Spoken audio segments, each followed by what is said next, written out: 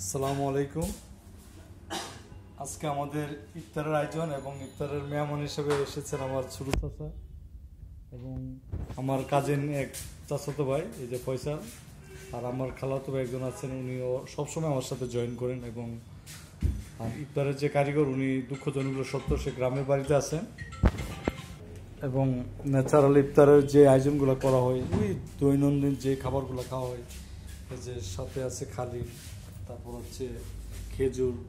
আমার ছোটো ভাই খুব জিলাপি পছন্দ করে, আমার চাষা ডায়াবেটিসের কারণে আমরা জিলাপি আজকের জন্য স্থগিত রাখলাম।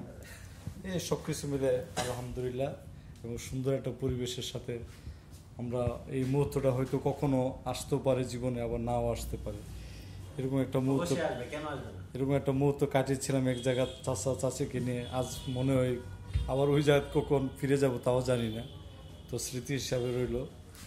এবং সত্যি আমি আনন্দিত যে এই মানুষগুলো আমার এই সময়টার মধ্যে আমার পাশে এসেছেন। এবং সত্য কথা বলতে কি আলহামদুলিল্লাহ, এবং সব কিছু মিলে আলহামদুলিল্লাহ। খালিগুলা পরেই বাক করো নাকি? আচ্ছা, তুমি বলো, কিছু বলতে চাও কেন কাকা? আপনার অনুভূতিটা বলেন যে আজকে জীবনে ফার্স্ট টাইম ঢাকা ইফতারের মানে জীবনে প্রথম মনে হয় ঢাকা ইফতার করতেছেন না? যে জীবনে প্রথম না কাকা? আচ্ছা, তো এই আপনি কাউকে মিস করেন কেন যে ইফতারের মুহূর্তটা? উনি মনে হয় আসলে উনি ম্যাডামকে না না, তুমি বলবো না, আপনি কাউকে মিস করেন কিনা? ইফতার তো বাড়িতে করি, বাড়িতে সবসময় ইফতার করি। রোজা তাই একটা রোজা বানিয়েছি, প্রথম রোজা ডাক্তারের কাছে আসছিলাম। এমনি কোনো মিস করেন কিনা কাউকে? না। হ্যাঁ, আচ্ছা, মিস করেন না। আচ্ছা, ঠিক আছে। দর্শকরা শুনছেন, উনি কাউকে মিস করেন না, তাইলে ওনার অনেক কষ্ট আছে যে কাউকে মিস করে না, মানে কি তার সাথে ভালো সম্পর্ক নেই হয়তো।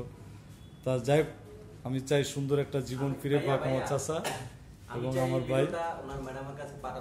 হ্যাঁ, অবশ্যই পাঠানো হবে। এবং যাই হোক, আমরা সত্যি আনন্দিত যে এত সুন্দর একটা মুহূর্ত পেয়েছি। এবং মানুষ বেঁচে থাকতে আমরা হয়তো মানুষকে সম্মান করতে শিখি না, হয়তো বেঁচে থাকতে মানুষকে উপলব্ধি করতে জানি না, হয়তো বেঁচে থাকতে আমরা কখনোই তার মতন করে আমরা দেখতে পারি না।